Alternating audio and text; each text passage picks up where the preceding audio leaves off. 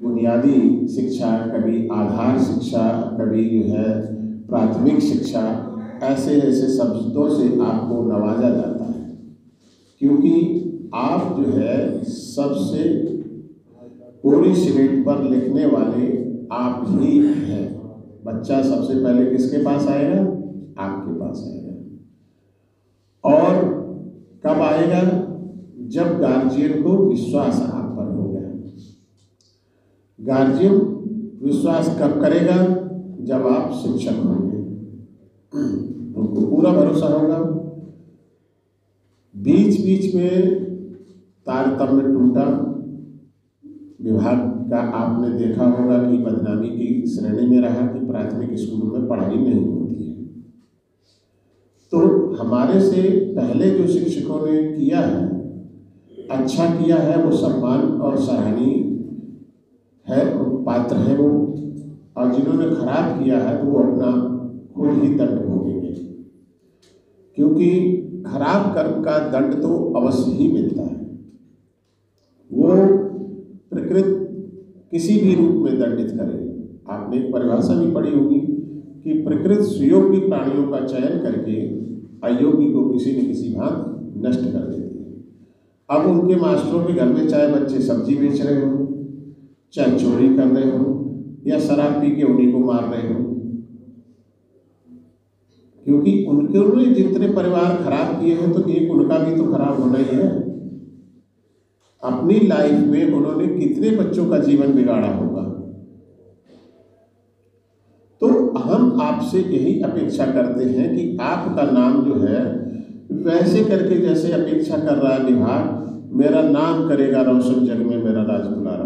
तो ये आप ऐसे शिक्षक के रूप में अपनी भूमिका अदा करें कि समाज को, राष्ट्र को, प्रदेश को आप पर गर्व हो और आपके पढ़ाए हुए बालक आप जैसी कठिनाई का सामना न करें। जिस कठिनाई से आप यहाँ पर आए हो, जितनी प्रतिद्वंद्विता के साथ, जितना जद्दोजहद के साथ, तो वो टॉपर श्रेणी में पहले से ही रहे, उन्हें किसी प्रकार की कठिनाई का सामना न करना पड़े। क्योंकि आप जितनी अच्छी उनकी तैयारी करवाएंगे, जितनी अच्छी उनकी फसल हो जाएगी, उतना आपका नाम भी होगा। अब यहाँ पर इतने लोग बैठे हैं, ईमानदारी से ये बताना, शिक्षक का फार्म आपने बहुत दिन पहले भरा, बीएड कर रहे थे और सब कुछ करा आपने, क्या कभी आपने, अच्छा एंड्रॉयड फ़ोन कितने लोगों के पास है यहाँ पर? हाथ उठाओ जरा, एंड्रॉयड फ़ोन कितने लोगों के पास है ना? देखिए 100% लोगों के पास एंड्रॉयड फ़ोन है, ठीक है, और उसका लाभ भी लेते हो, लेकिन आप जो हो उस पर आपने कभी नहीं देखा होगा कि मतलब एक शिक्षक के क्या गुण होने चाहिए। अगर आपने देखा है तो ईमानदारी से बताओ कि हाँ हमने देखा है कि एक शिक्षक के क्या गुण होने चाहिए। नहीं देखा, आपके पास ज्ञान मौजूद है, नहीं देखा शिक्षक के क्या गुण होने चाहिए। भाई ये त्यौहार है या ये जयंतियाँ हैं, ये क्यों मनाई जाती हैं? ये पीढ़ी हस्तांतरित करने के लिए तो मनाई जाती है कि हमारा कल्चर ये है, नहीं तो इनको मनाने की जरूरत क्या है? अध्यापक के गुणों को हम जो है आपके सामने व्याख्यान करने के लिए बैठे, तो आज आप जो है जब टाइम मिलेगा तो सेल्फ शाम को उसको पढ़ेंगे कि अध्यापक बनने के लिए कौन कौन से गुणों का होना आवश्यक है।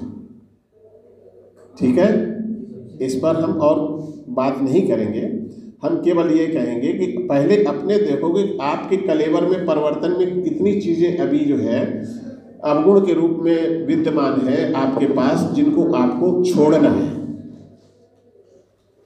जिन्हें आपको छोड़ना है और शिक्षक की भूमिका में आना है। ठीक है, तो अब जो है हमारा टॉपिक सबसे यहाँ पर आपको मोटिवेशन प्रदान करने का होता है। ये डाइट की भूमिका को आप अच्छी तरीके से जानते हैं या नहीं जानते हैं, ये बताइए पहले। डाइट का क्या रोल होता है? ये डाइट आपका जो है विभाग के जो भी क्रियान्वयन आदेश आपके लिए आते हैं उनके द्वारा आपको समय समय पर बुलाकर के ट्रेनिंग देता है और उसके अनुकूल कार्य करने की बाध्यता प्रदान करता है। तो ये आपका ट्रेनिंग सेंटर है। यहाँ दो तरीके की ट्रेनिंग होती है, एक सेवारत और एक सेवा पूर्व, है ना। जो अब आप किसकी श्रेणी में आगे, है ना। अब आगे है सेवारत में। कौन से विभाग होगा? सेवारत विभाग के अंडर ट्रेनिंग करेंगे, ठीक है। तो इस डाइट के माध्यम से आपको समय समय पर ये प्रशिक्षण दिए जाएंगे और अभी हम श्रेणी बताएंगे कि ये कहाँ पर स्टैंड करती है। ये कहते हैं कि जो घर आया है कोई व्यक्ति होता है उसका सम्मान तो करना ही होता है कि यहाँ से आप बैठिए, है ना। आप उसका परिचय पहले ले लें, अगर नहीं जानते हैं तो परिचय ले लें। अगर आपको पद प्रतिष्ठा में बढ़ा है तो आप उसको सीट अच्छी प्रदान करें, जो सर्वोच्च सीट होती है वो प्रदान करें। दूसरा, कोई बाहर से गया है, पानी आने की तो ज़रूरत नहीं है। हम ये नहीं कहते उसको एकदम तुम चाय बिस्किट नाश्ता ले आओ, लेकिन पानी तो एक सब जगह उपलब्ध रहता है। तो ये मैनर में आ जाता है। कभी कभी हम देखते हैं कि उनको होश ही नहीं, टीचर है तन बदन का भी होश नहीं है कि हमारा अधिकारी आया किस लेवल का है किस लेवल का नहीं है, और हमारा नुकसान हो सकता है या फ़ायदा हो सकता है, वो भी उनको होश नहीं रहता। उनको यह है कि मैं तो मास्टर हूँ, मेरा क्या बिगड़ेगा। ये बड़ी जो है स्कूलों में गंदी प्रवृत्ति की बात हम कहेंगे कि है। भाई आप जाते हो प्राइवेट वगैरह कई जगह पर, आपको कितने सम्मान के साथ पहले वो बैठाते हैं, बैठा करके और जो है आपको काम करते हो। देखो यहाँ भी वही कोशिश की जा रही है तुम्हारे लिए। यहाँ जो ट्रेनिंग कर चुके हैं उनको पता है कि कितना खराब हालत में थे और इसी में दरी पे बैठ करके ट्रेनिंग करते थे, चाहे सेवारत वाले हो या सेवा पूर्व वाले हो। आज आपको एक सम्मान तरीके से कुर्सी मिली हुई है, बढ़िया से डेकोरेटेड हॉल मिला हुआ है जिसमें आपको ट्रेनिंग दी जानी है। तो आप अपने विद्यालय को भी वैसा ही बनाएं अच्छा सा, जिससे कि आपका विद्यालय लगे कि एक अलग छाप छोड़ रहा है। विद्यालय जैसी उसमें बातें मालूम पड़े कि विद्यालय ये है। तो अपने विद्यालय को विद्यालय स्वरूप प्रदान करो, अपने आप को शिक्षक का स्वरूप प्रदान करो। ये सबसे पहले आपकी प्राथमिक चीज़ें हैं। इसके बाद में आपको क्या है कि खुद ज्ञानवान बनिए, और ज्ञानवान के बाद आपने देखा होगा पहले जो है बच्चा बहुत छोटा होता था और उसके शिक्षक जो है बहुत कम पढ़े लिखे होते थे, लेकिन वो बच्चा बहुत फास्ट गति से जो है अखबार किताब या कुछ भी दे देते थे, 5वीं का बच्चा पढ़ता था। आज वो चीज़ विद्यालयों में नहीं है। तो इसके लिए जो है प्रोग्राम चलाए जाते हैं कि वो बच्चा कैसे करके पढ़े और आगे बढ़े, क्या चीज़। तो शिक्षक पढ़ाना ही भूल गए। अब कहते हैं कि जो जो मुर्गी मोटी त्यों तो अंडा छोटा।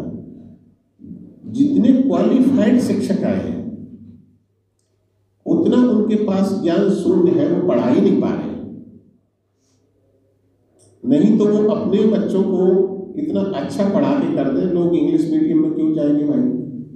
नहीं जाएंगे। जब उन्हें खाना मिल रहा है, सस्ता मिल रहा है, सब चीज़ मिल रही है, तो आपके पास आएंगे कि वहाँ जाएंगे? तो इस पर बहुत भारी कोर्स है आपको पढ़ाने के लिए। अब मैं अपना जो थोड़ा राइटअप हमें कहा गया कि इसमें बताएं, तो हम उस पर बताएंगे। जनपद 6461 किलोमीटर में ये फैला हुआ है और इस डिस्ट्रिक्ट को बने हुए लगभग 200 साल हो चुके हैं। 5 तहसीलों में विभक्त है। तहसीलों से आपका ज़्यादा कोई लेन देन नहीं होता है, क्योंकि जहाँ नौकरी करनी होती है वहाँ की भौगोलिक स्थिति को समझना बहुत जरूरी होता है और इतिहास को समझना बहुत जरूरी होता है। जैसे आप जिस गांव में नौकरी करने जा रहे हो, तो पुराने मुहावरों से मैं अगर उनको जो है आपको बताऊं कि जैसे भैंस के आगे बीन बजाना, कुछ ऐसे लोग भी मिलेंगे, तो उसके इतिहास को पढ़ना पड़ेगा कि हमें कौन सपोर्टिव नेचर का है और कौन जो है हमारे अगेंस्ट जाने वाला है, सावधान हमें कहाँ पर रहना है। तो इतिहास, भूगोल और जलवायु वहाँ की आपको अच्छी तरीके से आनी चाहिए। फिर आपको वहाँ की राजनीति आनी चाहिए, है ना। जैसे मैं फर्स्ट ऑफ ऑल जब डियास बना तो लोगों ने कहा साहब क्या है, मैंने कहा तो वो अभी कुछ नहीं है। मैं पहली बार बना हूँ तो पहले मैं इस जनपद का इतिहास देखूंगा, फिर भूगोल देखूंगा कि इतिहास क्या है और भूगोल क्या है। फिर मैं यहाँ की राजनीति पढ़ूंगा कि राजनीति क्या है। इसके बाद यहाँ का इकोनॉमिक्स देखूंगा कि आर्थिक क्या चीज़ है। तब हम किसी भी कार्य पर लेने में डिसीजन लेंगे, जो जो फाइलें पड़ी हैं उनको। आखिर अभी तक क्यों पड़ी है, मान लीजिए 4 साल हो गए वो फाइल का डिसीजन नहीं हुआ, तो हम ही थोड़ी उस डिसीजन को करने के लिए बैठे कि जल्दीबाजी में गलत सलत हो जाए। तो जल्दबाजी न करें, टाइम निकालें और सही से तैयार करें। जैसे आपके उसमें मिड डे मील भी चलेगा, तो आपने कहा नहीं बना तो फट से उसने बोरे में से चावल निकाले और बना दिए, उसमें पता चला सूढ़ी पड़ी हुई थी। आपने उसको ये भी नहीं कहा अरे शाम को बीन के उसको रखो जाओ, फिर सुबह फिर आके साफ करो, 2-3 बार पानी से धो लो। एक नज़र दौड़ाने में क्या जाता है, आपके बच्चे खाना खाएंगे ना, या आपकी इच्छा होगी चलो आज नहीं कुछ है तो हम भी खा लेते हैं। और यानी कि हेड मास्टर ही टोकेगा, आप भी तो उसके मेंबर हैं। नहीं मेरी क्या जिम्मेदारी भाई, जैसा खाएंगे वैसा खाएंगे, खुद ही हेड मास्टर जवाब देगा, ये सब बात नहीं होती है। आप उस विद्यालय के अभिन्न अंग हैं और विद्यालय आपके कंधों पर टिका हुआ है। समाज का जो भार है आपके ऊपर, वहाँ के बच्चों को शिक्षण देना और स्वास्थ्य अच्छा रखना। कभी कभी CHC से बुला लिया, डॉक्टर से स्वास्थ्य परीक्षण करा दिया बच्चों का। तो ये शिक्षक के रूप में जितना अच्छा आप भूमिका अदा करेंगे उतना अच्छा आपका नाम होगा। तो 5 तहसीलें और कितने ब्लॉक हैं, 11। आपकी नियुक्ति का क्या है कि किस लेवल पर गणना हो रही है, ब्लॉक लेवल पर, है ना। और आपका इमीडिएट अफसर कौन बनता है बताओगे? खंड शिक्षा अधिकारी आपका इमीडिएट अफसर होता है। और जिले पर अफसर कौन होता है? BSA। मंडल पर है कौन? ABSA कह रहा भाई, है ना। मंडली सहायक, AD बेसिक का मतलब AD इलाहाबाद हो जाता है जाकर के। ये क्या होगा जाके? मंडली सहायक शिक्षा निदेशक, जो क्लास 1 होता है। BSA आपका क्लास 2 और मंडली सहायक शिक्षा निदेशक क्लास 1। अच्छा, आपको ये पता है कि जो ज़्यादातर आपके प्रोग्राम होते हैं उनका अध्यक्ष कौन होता है? डाइट प्राचार्य। तो डाइट प्राचार्य की गणना कहाँ पर आई? BSA से नीचे आई है या AD बेसिक से नीचे आई है या इनसे ऊंचे आई है? बताओ। AD बेसिक से नीचे? हाँ, इसी चीज को मैं क्लियर कर रहा था। इस डाइट का ढांचा समझा रहा हूं। जो डाइट का स्ट्रक्चर है वो ये है, यहाँ पर जो प्रिंसिपल बैठता है वो किस रैंक का होता है पता है? वो डिप्टी डायरेक्टर रैंक का होता है,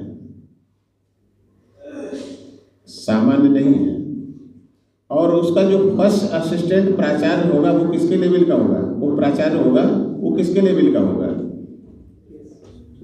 नहीं, वो तुम्हारे मंडलीय सहायक शिक्षा निदेशक के बराबर होगा, डीआईओएस के बराबर होगा, डीआईओएस के बराबर होगा, समझ गए। जो उप प्राचार्य होगा वो भी, और जो उप प्राचार्य से नीचे बैठा होगा, जो कितने होंगे वहाँ 6 लोग, जिनको क्या कहते हैं यहाँ पर वरिष्ठ प्रवक्ता, जिनको क्या कहेंगे वरिष्ठ प्रवक्ता। वो किस लेवल के होते हैं? बीएसए लेवल के होते हैं, वो बीएसए लेवल के होते हैं। मतलब इसका स्ट्रक्चर समझिए। तो डाइट प्राचार्य का जो लेवल है कहाँ पर है, और उसके अधीन जो मशीनरी लगी हुई है कितनी क्वालिफाइड है। इसके बाद लेक्चरर, फिर एलटी ग्रेड, फिर बाबू, फिर 4th क्लास। इस मशीनरी का स्ट्रक्चर है जो यहाँ संस्थान का होता है, जनपद में कहीं भी हो, किसी भी जनपद में हो। तो 11 ब्लॉक। अब स्कूल जो है प्राथमिक 1724 आपके हैं। इन 1724 में आप कहीं भी घुमाए जा सकते हो, और जब थोड़ा टाइम हो जाएगा तो 756 विद्यालयों के और हकदार हो जाओगे। वो कौन से होंगे? उच्च प्राथमिक। वो कौन से होंगे? उच्च प्राथमिक विद्यालय। और नगर पंचायत जो है एनपीआरसी, वो कितनी है? 130, ठीक है। और कस्तूरबा गांधी विद्यालय आपके हैं 14। तो हल्का हल्का ये बेसिक का स्ट्रक्चर है। अब आप जो है ट्रेनिंग का एक पहला सेशन हमारा तो ख़त्म हो रहा है, और यहाँ अब हमारे जो लेक्चरर्स हैं ये मुकेश कुमार जी और इनके साथ की टीम जो भी लगेगा, आपको नाश्ता भी अभी आएगा। सर ने हमारा बहुत अच्छा मार्गदर्शन किया है। एक बार जोरदार तालियां सर के लिए।